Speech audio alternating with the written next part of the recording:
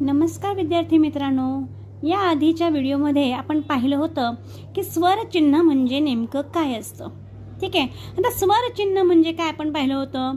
क ला अ ला काना, बरोबर आहे.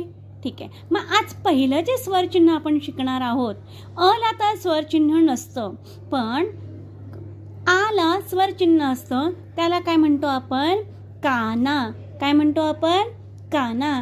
तर विद्यार्थी मित्रांनो, इथे प्रत्येक आपल्या व्यंजनाच्या सोबत मी स्वरचिन्ह लावलेलं आहे आणि या स्वरचिन्हाला काय म्हणतो आपण? काना. काय म्हणायचं? काना. ठीक आहे.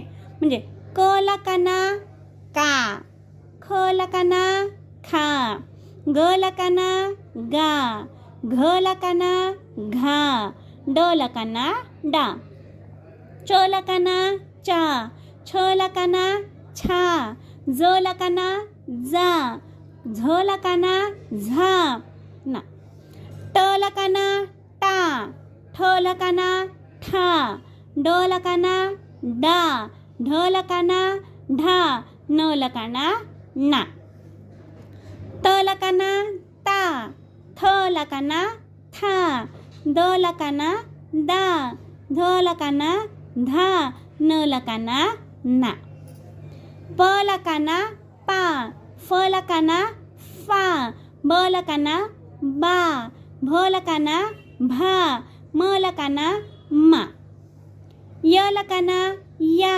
र ला काना रा, ल ला काना ला, व ला काना वा, श ला काना शा, श ला काना शा, स ला काना सा, ह ला काना हा, ळ ला काना ळा, क्ष ला कानाक्षा आणि ज्ञ ला काना ज्ञा.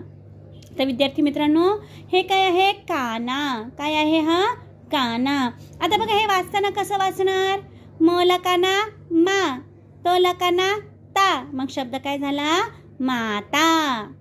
म ला काना मा, झ ला काना झा, काय शब्द होणार? माझा.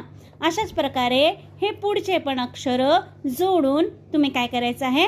वाचन करायचं आहे. थँक्यू.